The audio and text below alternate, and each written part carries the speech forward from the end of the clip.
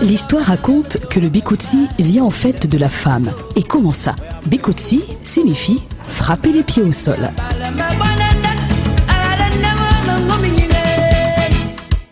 Bikutsi, en patois, c'est frapper le sol. Damant le sol pour écouter sa résonance. Bikutsi, c'est en langue béti. Bikutsi. Dans les bikutsi, on retrouve le koui. On voit le nyan. On voit les camps. Chaque région a justement son appellation. Il y a au moins 4 bikutsi. Parce que globalement, on appelle les bikutsi. Mais alors que dans les bikutsi, il y a 4 rythmes. Et tout ça, quand moi j'écoute, je me rends compte que c'est la même musique, c'est les mêmes mélodies. Et je me dis que c'est une musique bantou. Donc il y a donc le koui et le mangan et les autres que j'ai cités. De là, on décèle un peu l'acoustique. L'acoustique, comme toutes les musiques d'Afrique, nous partons du bois et de la peau pour faire de la musique. Et Bikutsi vient du fait que après l'exode des peuples du nord vers le sud, il y a eu de grands rois. Ces grands rois arrivaient à avoir jusqu'à 200 femmes, 300 femmes. Alors, quand les femmes voulaient que le roi s'occupe quand même d'elles, elles se regroupaient, elles chantaient en claquant les mains et en damant le sol. C'est ça qui a donné donc la tradition bikutsi, la musique bikutsi, et avec toutes ces diversités, parce qu'il y en a beaucoup. Et ça ne se joue plus, bien sûr. Mais nos frères et nous-mêmes, nous avons besoin de continuer à le faire. C'est donc une appellation qui renvoie bel et bien à un son, le son cadencé des pas à même le sol. C'est la définition littérale. Cette expression de la femme fan, boulou ou béti était celle à travers laquelle elle pouvait se faire entendre. Et très vite, il ne s'agit plus d'une activité propre à la femme, ce son transportant un rythme devint aussi celui des hommes qui l'adopteront avec des instruments musicaux traditionnels tels le mvet, mais surtout le balafon, instrument fétiche du bikutsi. Le bikutsi fait son chemin au sein des familles, des villages, des régions du centre et du sud. C'est debout qu'on le danse et non plus assis, et les pieds continuent de taper dans le sol. Alors que la musique camerounaise ne s'identifie à cette époque qu'au Makossa via Neleyoum, un certain Messi Martin eut l'ingénieuse idée de garder le son spécial du balafon par la guitare solo.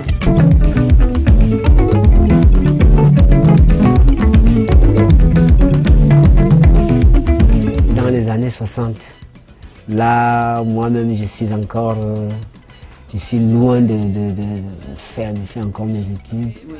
Il y a d'abord mon grand, père son nom, M. Martin. Il est d'abord le tout premier que moi, j'ai écouté M. Martin jouer les bikutsi.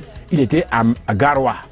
Il a essayé de prendre le son du balafon pour l'introduire dans la guitare.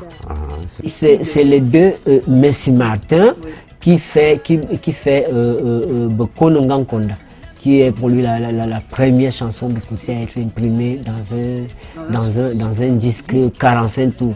Il y a aussi à Konemeri qui fait une chanson qu'il appelait Mado et sur disque. Parce que qu'est-ce qu'il a fait? Dans la guitare, il mettait ce qu'on appelle la sourdine au niveau des cordes. Et ça donnait le son des balafons. Ce que nous, on ne comprenait pas, on ne savait pas. Le bikutsi pouvait se faire accompagner par le mvet, par les balafons et parfois rien que par les claquements de mains. Et c'est là, à partir de M. Martin, que je me suis dit comment. Donc la langue est wondo, la langue petit peut faire quelque chose dans l'art, dans la musique. Une adaptation de la musique traditionnelle aux nouvelles technologies qui révolutionnent le bikutsi.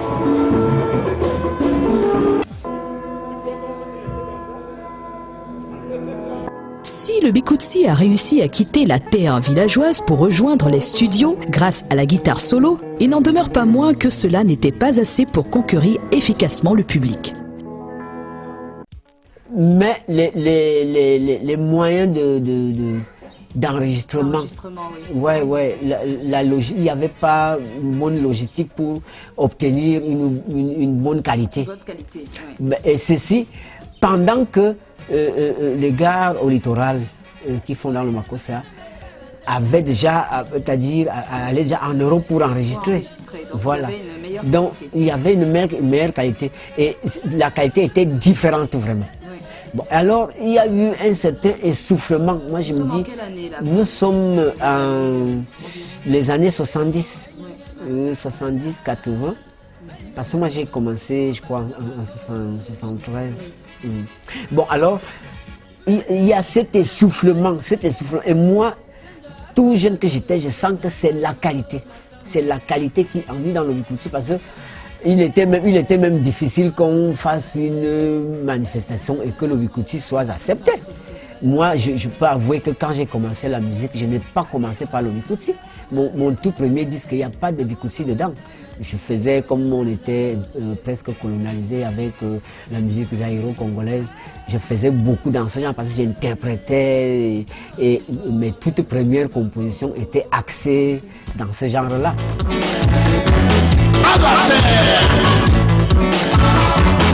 Les années 70 au Cameroun sont marquées par le groupe mythique les Black Steel. On n'entend parler que d'eux et le Bikutsi, lui, ne se fait pas véritablement entendre jusqu'au jour où... Juste après cet essoufflement de mes aînés, qu'on installe un studio 16 pistes au niveau de la radio Poste Nationale. Et je suis le tout premier musicien qui enregistre dans ce studio. Et la qualité change vraiment tout de suite. Parce que la continuité, c'était quoi? C'était que les gars, on faisait des prises dans ce studio pour aller continuer en Europe. Et parfois, on terminait le travail. Et je me mets à travailler avec des producteurs qui me permettaient de faire d'abord des prises là et aller continuer en Europe. Et de là, j'avais la même qualité que les gars qui faisaient du Mako. J'ai enregistré mon album déjà dans un très très grand studio, je crois le meilleur au Cameroun, c'est Sam Fantoma. Et sans vous mentir, c'est moi-même qui ai fait la réalisation. C'est-à-dire, j'ai enregistré avant que le producteur ne me contacte. Vous comprenez que j'ai dû faire des sacrifices. Aller quitter Yaoundé pour aller enregistrer à Douala. Parce que je voulais non seulement avoir la meilleure qualité. Ouais. Et il fallait vraiment démontrer que les jeunes peuvent faire de bonnes choses. Alors c'est une autre révolution. On avait trouvé à Yaoundé le moyen d'enregistrer le Bikutsi avec une bonne qualité sonore. Les anciens comme Missy Martin, Meuillon Ambroise, Anne Marizier, Oncle Médio, les vétérans, Esso et Somba ou Mama Oanja, les anciens en ont profité. Angé Bogo et la génération suivante aussi. Petit à petit, le Bikutsi prend sa place dans ce monde musical qui ne lui a pas souri dès les premiers jours. La matérialisation de cet élan de succès se confirme à travers des artistes dits du nouvel ère, tels Kodosi Tony, Jiba Tadakus, Pasto, Roger Bekono, Salah Bekono,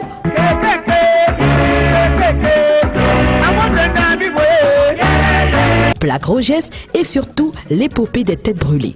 Le premier groupe moderne de Bikutsi qui a pu, avec une organisation hors pair, porter le Bikutsi sur d'autres cieux. Des tournées ont fait parler d'eux hors des frontières camerounaises. Le Bikutsi avait atteint là le début d'un parcours inédit à l'international. Bikutsi et sexe, se dit-il, il n'y a qu'un pas, une connotation malheureuse qui entache la beauté de ce rythme et l'originalité de sa danse.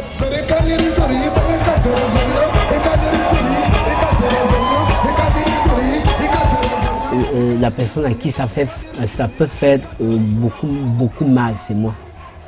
Parce que je me suis peiné quand même. J'ai perdu toute ma jeunesse dans cette histoire-là. 36 ans, c'est pas 36 jours, c'est pas 36 mois. J'ai dit, si j'ai perdu tout ce temps pour que le travail que j'ai abattu soit dénommé ainsi, j'aurais perdu ma vie.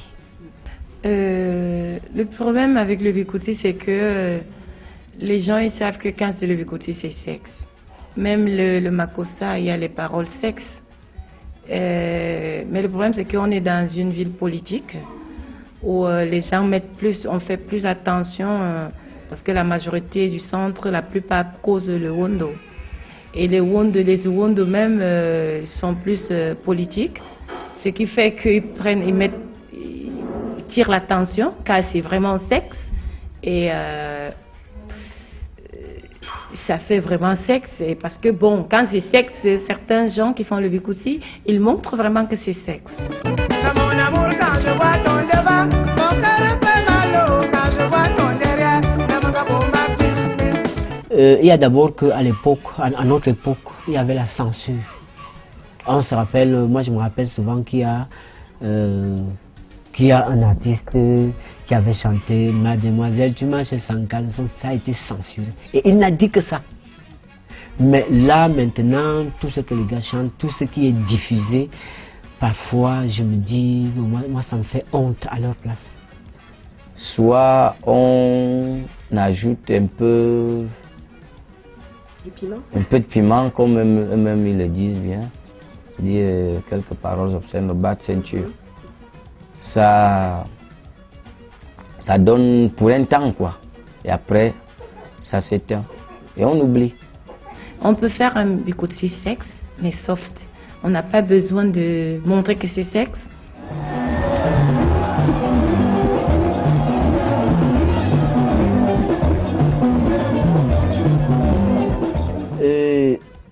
Le bikutsi tel que je l'ai défini aujourd'hui, c'est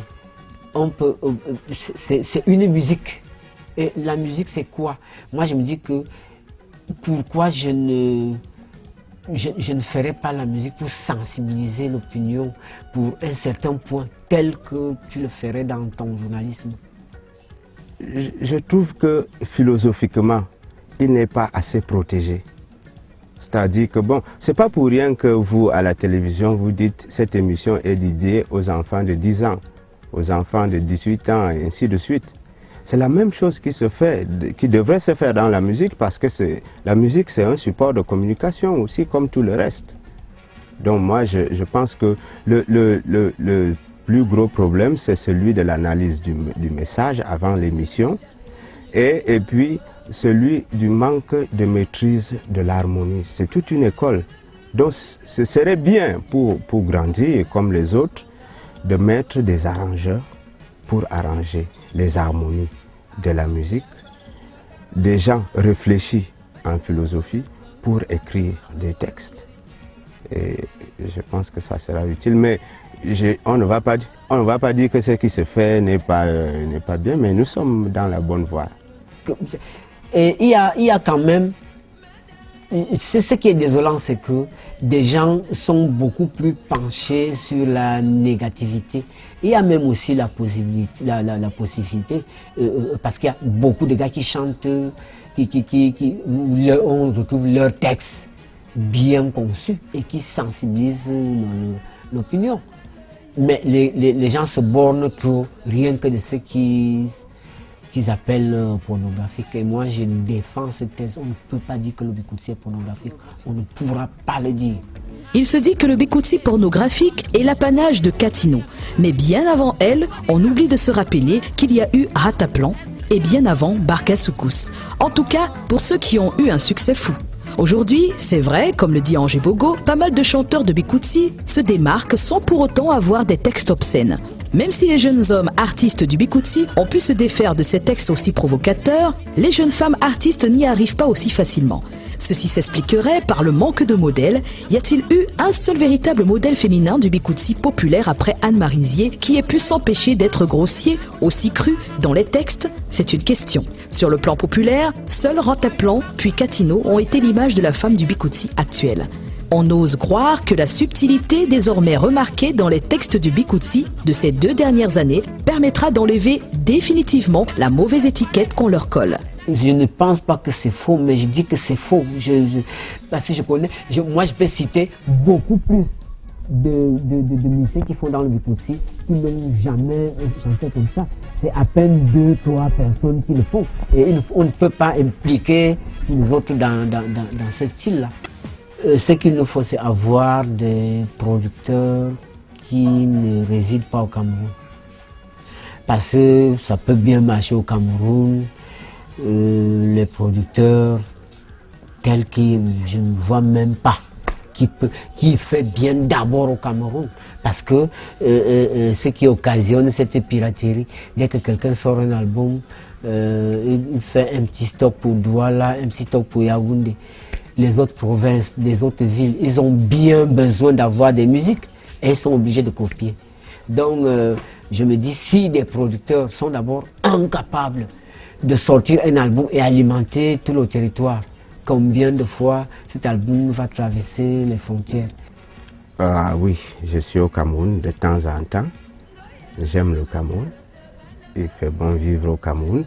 Il y a la paix, il y a le calme, il y a de bonnes intentions pour l'avenir. J'y suis actuellement justement pour penser sur qu'est-ce qu'il faut faire pour exposer Bikoutsi sur le plan international. Donc, je suis venu, j'ai pour intention d'observer des individus qui peuvent être utiles à ce travail, ce qui permet d'ici un bout de temps de retrouver Bikoutsi dans une espèce de philharmonie, c'est-à-dire un groupe de 200 personnes qui vont exécuter des airs du Bikoutsi. Si on a un peu de chance, il y a deux grands événements en vue dans le monde, c'est la Coupe du Monde et les Jeux Olympiques. Si Bikoutsi peut avoir à apporter quelque chose, ça fera un plaisir. Il faut des vrais mécènes, des vrais entrepreneurs qui peuvent déplacer un groupe complet au Cameroun, ce groupe qui pourra être représentatif. On est en train de se battre. Bon, c'est pas aussi facile, mais avec le temps, je pense que nous parviendrons à avoir cette perfection. Ouais. Je pense que les Bikoutsi iront jusqu'au niveau mondial.